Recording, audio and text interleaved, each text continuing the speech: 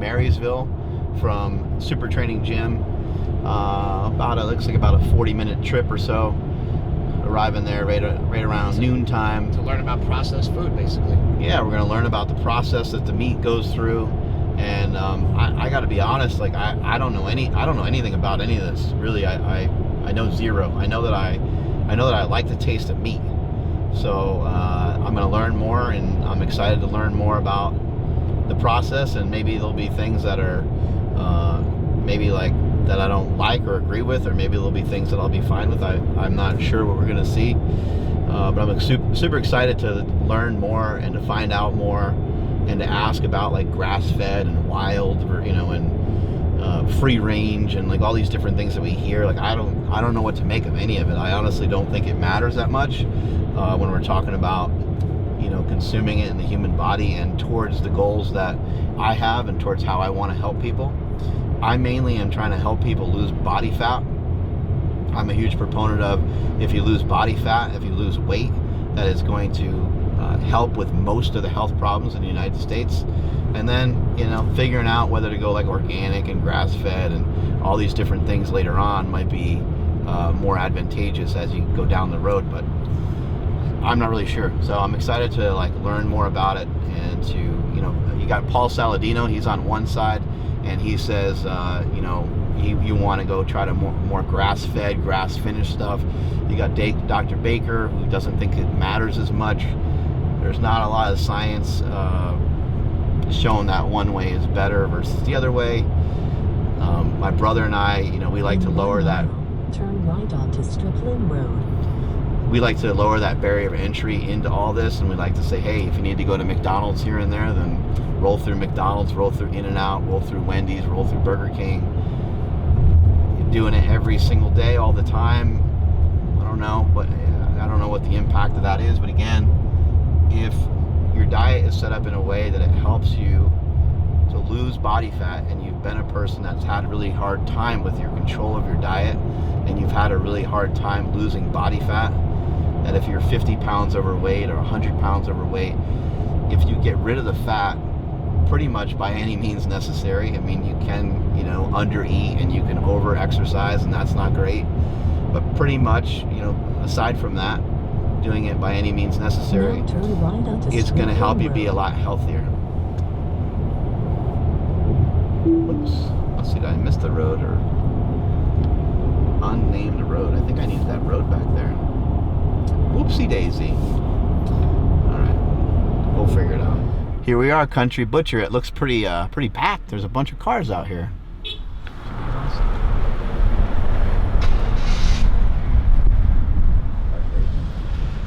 morning. It's me. Thanks. What's going on? Hello, how's it going? Good, how are you? Mark Bell, great to meet Mark, you. I'm Zach. Good to meet you, Mark. Yeah. How we doing This today? place looks great. You're doing awesome. Yeah, so this is kind of a fresh case here. Everything's thawed. Everything in there's frozen. We got beef, pork, chicken. Everything's marinated, made in house. Yeah. A little bit of everything. So Cool. How much meat do you think you're about to buy right now? I don't know. All this looks so tempting. So I think we need to go big.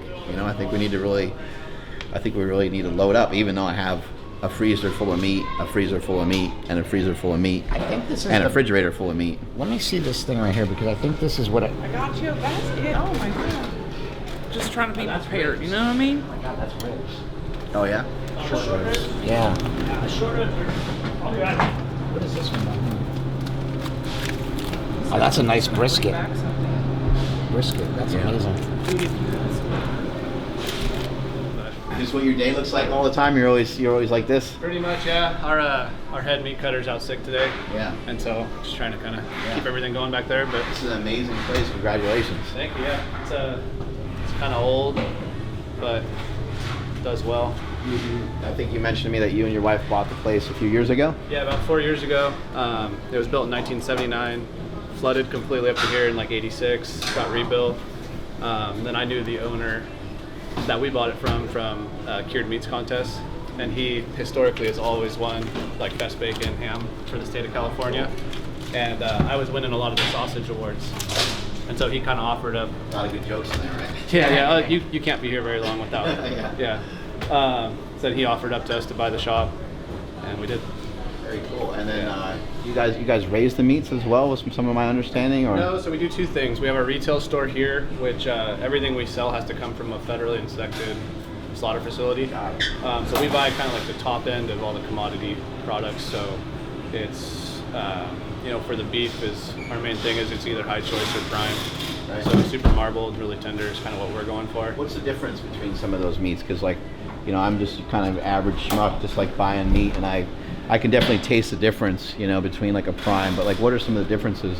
Mainly, it's just the intermuscular fat. You know, so if we pull a steak down here, so we're gonna be cutting some beef. You guys can come back there, and I can show you a little more. Not particularly cut one of those prime ribeyes. Yeah. You know, but basically, he's gonna cut one. Right. So if you look at the amount of fat inside the muscle, Right. That's the quality grade. And that would be like in a human, that would be a very unhealthy person, though, right? Yeah, probably. Yeah, right. I don't know how that would translate. I don't start cutting and keeping them moving anyway. So. Okay.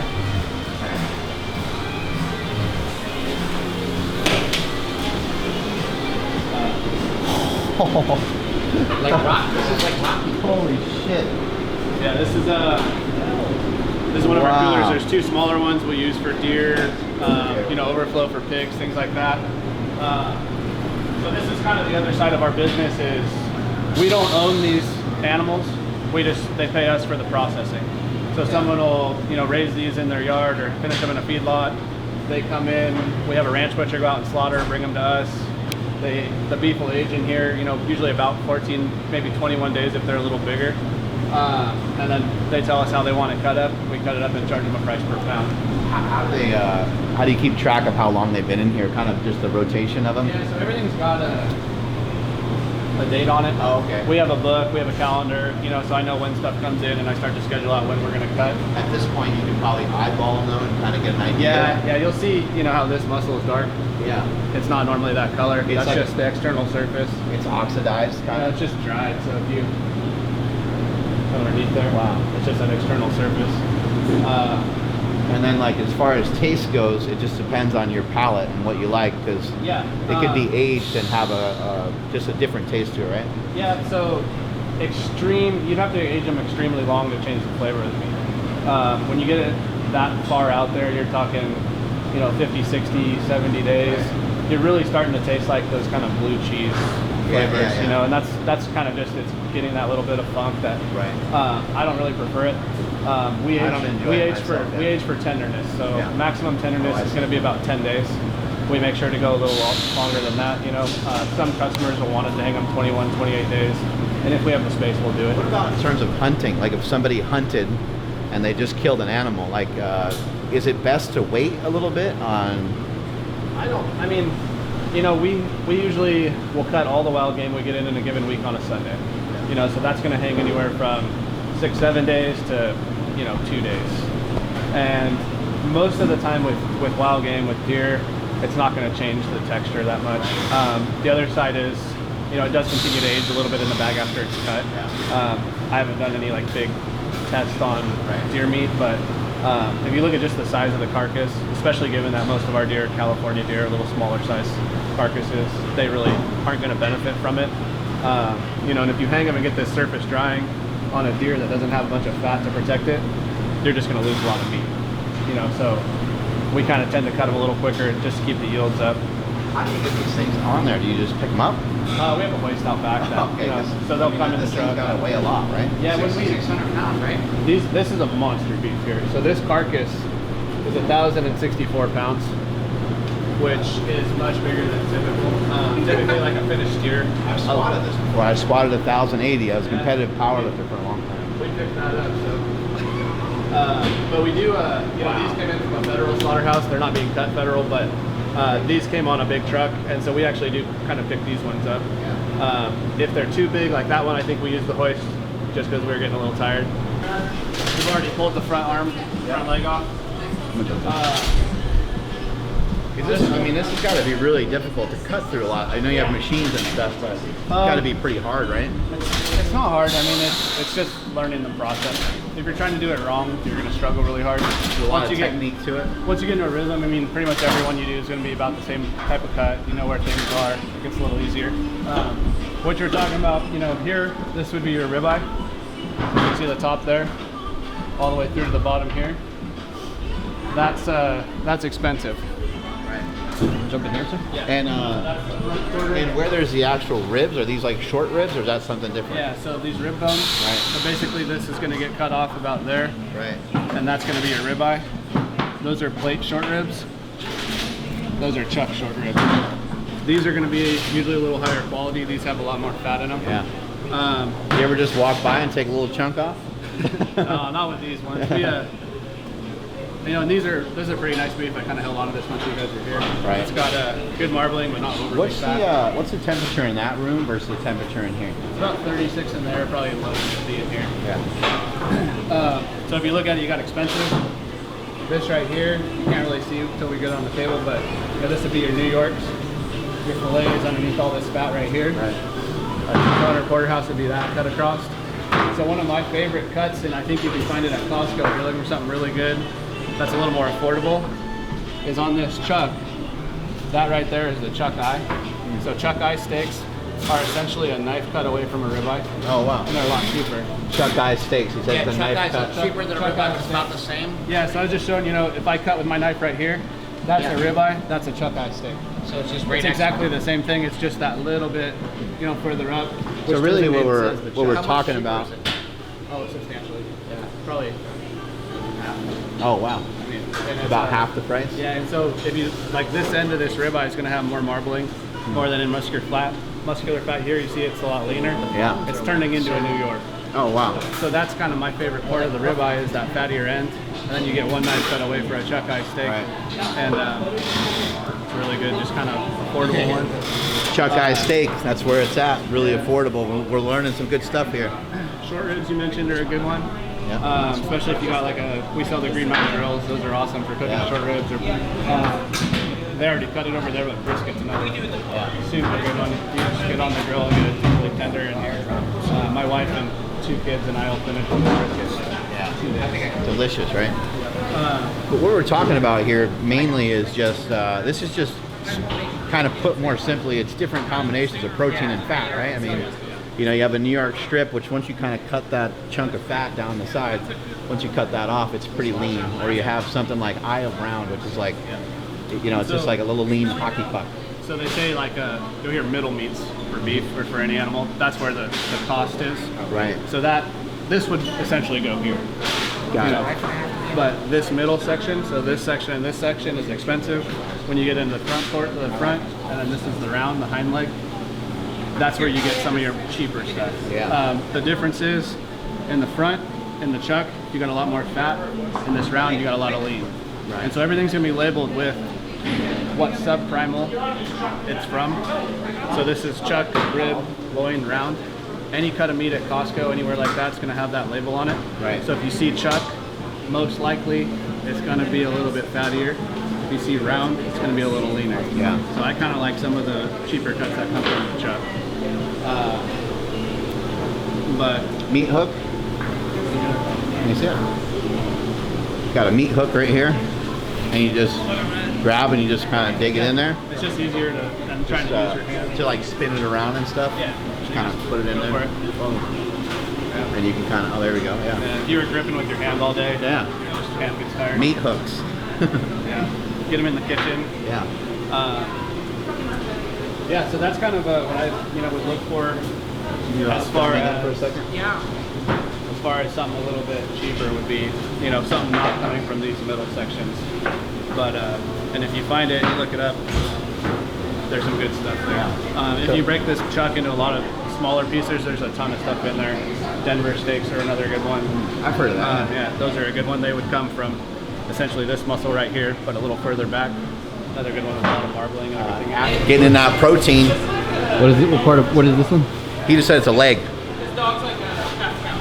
Like right there is what hurts on my hip, probably right there. Actually, I don't know what part of the leg this is, but actually it kind of looks like a boomerang. Yeah, or an A. getting my Rocky on. And then we're really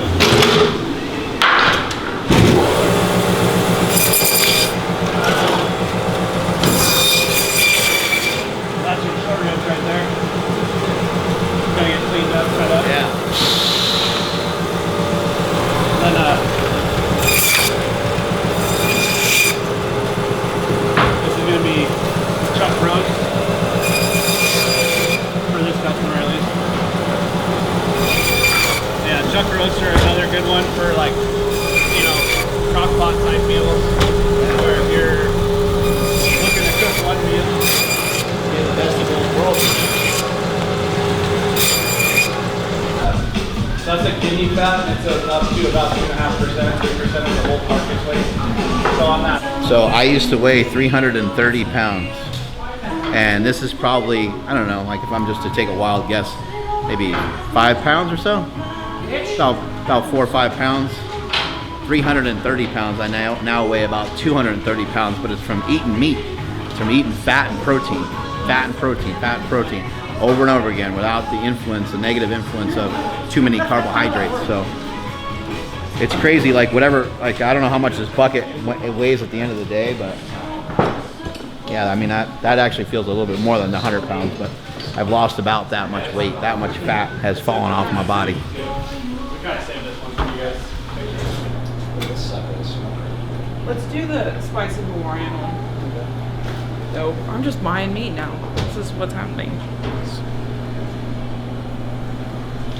I'd love to get a bunch of times.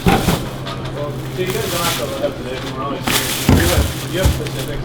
I've been, you know, I've been trying to help people with their nutrition, help people with their diet, and what I've been telling people is like, you know, I think you should probably try to stay out of the grocery store.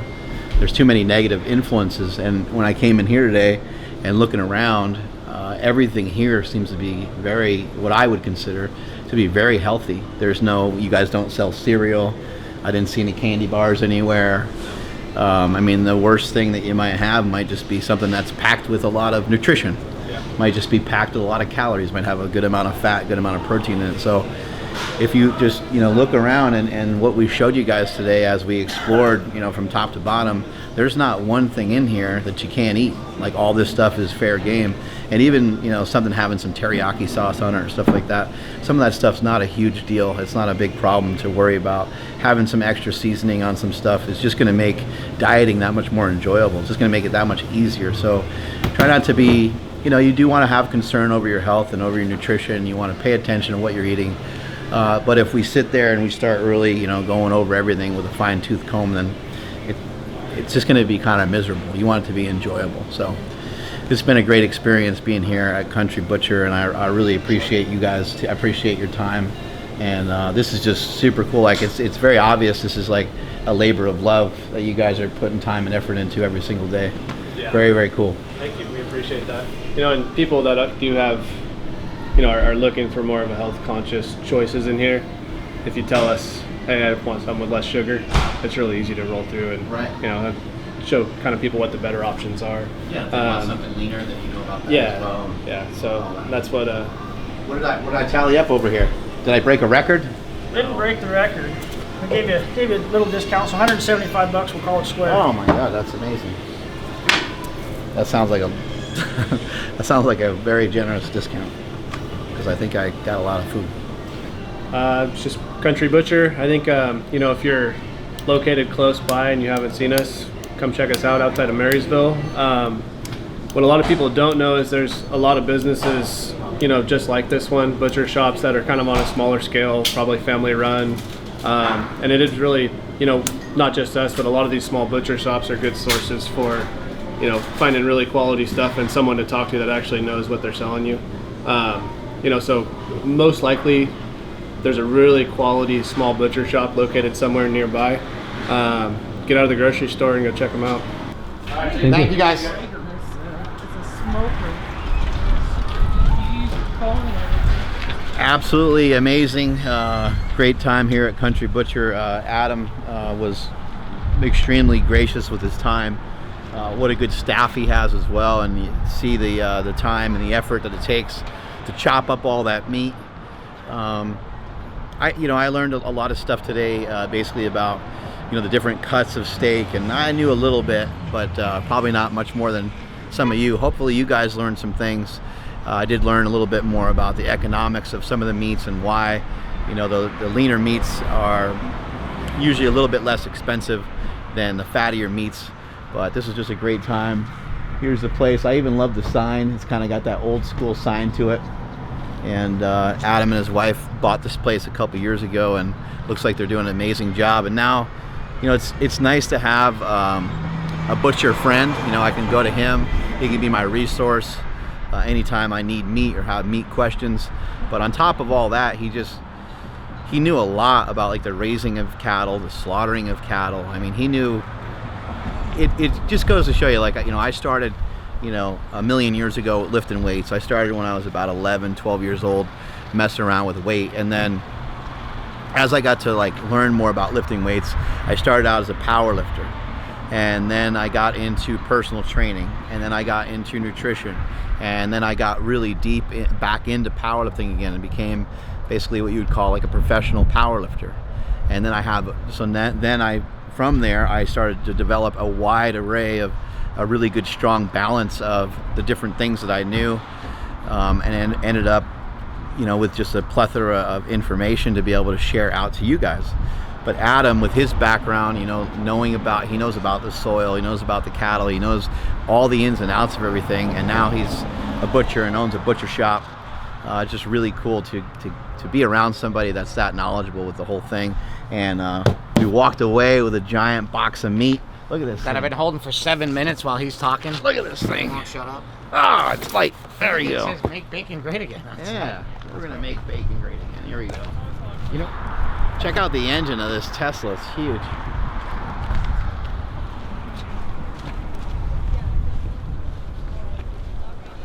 Now there she is. Oh, she's a beauty. Look at that. Is that a 357 big block? Yep.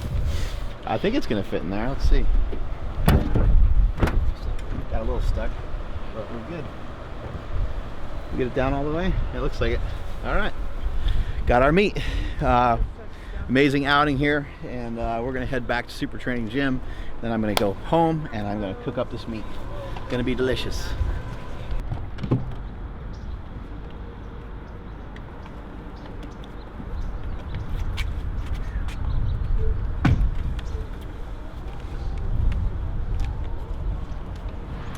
I want to point something out, and I do say this here and there, but I can't mention it enough. I have an amazing staff. I have an amazing crew. I can't thank Carlos enough, who's behind the camera. We're over 100 videos.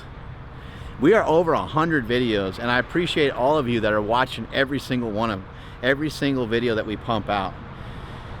For those of you that haven't caught up on the 100 videos, you got some work to do, right? You got your work cut out for you.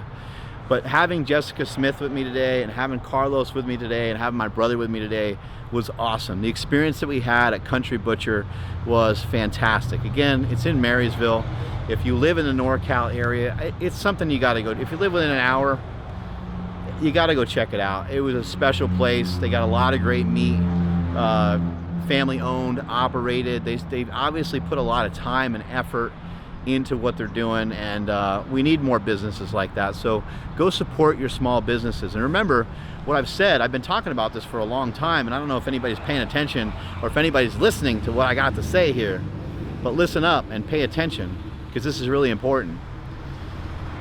When we go to the grocery store, what percentage of the food at the grocery store is acceptable for us to eat? What percentage of the food at the grocery store is healthy for us to eat? What percentage of the food at the grocery store is not overly processed? What percentage of the food at the grocery store is not something that is so processed it overrides our body's ability to recognize when we're satiated? Over 80%, and I would say it's probably even higher than that, over 80% of what you get at the grocery store is overly processed. It's these processed foods that override the body's ability, the gut, the brain. It overrides our ability to recognize when we're satisfied. It's also doing something even more evil than that. And some people sometimes think that I use too harsh of words, but I believe in what I'm saying. I believe in myself, and I believe I have the correct information. So this is why I sometimes speak from this angle. But what's happening is our taste buds are being desensitized. And that is a major problem. The way that these food companies talk about you as a person is they're talking about you as if you were just a piece of meat. Literally what they say, this is dialogue used by these big manufacturing companies, Lay's potato chips, the companies that make Doritos and Snickers and all these, and McDonald's and Burger King and Wendy's, all these companies, they talk about buying real estate in your gut. That sounds wild to me. And I don't have any problem with their business practices, because that's what they should be doing. Like they are trying to make money. They're trying to be profitable. Same thing we're doing here at Slingshot World Headquarters. We're making products here that hopefully you get addicted to. Hopefully you love so much that you can't make room for anything else. But, however, we have a major problem when we start doing that with our health. And we have things that started out as innocent from the time you were a kid.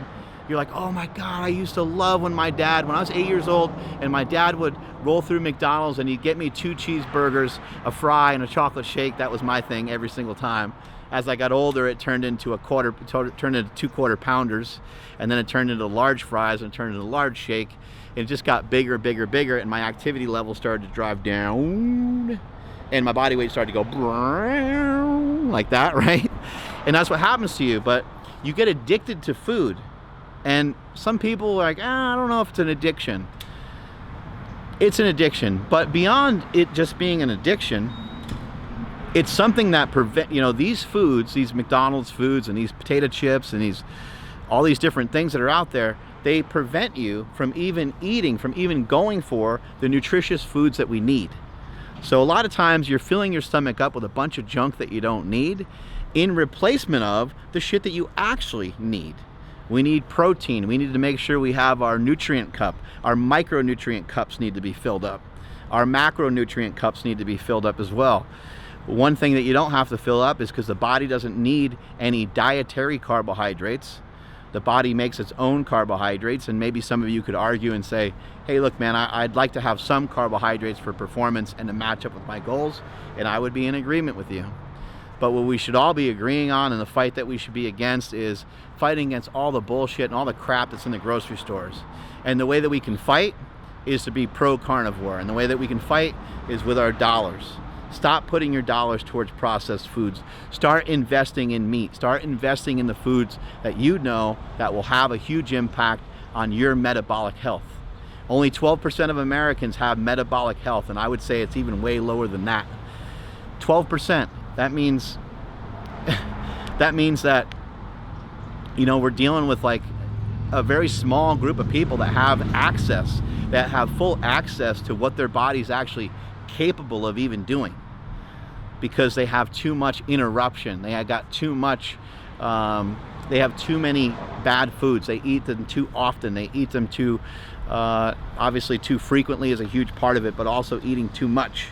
And those two things kind of collide and they come together, and it ends up being disastrous. And that's why we have heart disease and diabetes and cancer and Alzheimer's disease and dementia, and the list goes on and on and on. And then people want to say, I don't know if nutrition can help save everything. It can heavily impact just about everything. We need to stop lying to ourselves. It really can heavily impact just about everything. I do realize there's some things that kind of just happen, but it's hard to think. I cannot think of any time where I've heard of somebody having some ailment or some disease where I'm like, you know what? It probably would make a difference if they ate better, because what you eat, you are what you eat. And if you can be a stronger person, then you can handle things a little bit better than the next person. An amazing time at Country Butcher, and my whole entire point of all this is stop going to the grocery store. Find a local butcher. I got to meet Adam Knapp today, and that was absolutely outstanding. he's going to become a close friend. I know it, because I know that I'm going to be hitting up that Marysville butcher shop here and there to get some of my meat, along with, you know, I have a great sponsor in Piedmontese meat. But there's nothing better than cruising down the street, and it's only a 40-minute drive. There's nothing better than cruising on over and getting some really fresh meat, and they just have a different way of doing some things. So I'm going to roll over there as frequently as I can. When you go to the butcher, it's a huge difference, because there's no cereal aisle, there's no candy bar aisle, there's no aisle full of chips and pretzels and a bunch of just bull crap that you don't need. They're not sitting there trying to stuff you with samples that they might do it like a Costco or something like that. You know, I highly encourage you to safeguard yourself. You know, really put yourself in this bubble. I've talked many times before about how when you have a child that you need to child-proof your home. It's time that you fat-proof your life and try to figure out a way to fat-proof it so that you don't make mistakes. You're not fat, you're not dumb, you're not slow, you're not incapable of being in better shape, you're not incapable of having the body that you want. It's just that you're under the influence of carbohydrates, you're under the influence of some of these highly processed foods, and you're addicted. And when you're addicted, you make irrational decisions and irrational choices. Start filling yourself up on meat, and it's gonna be a way different story for you.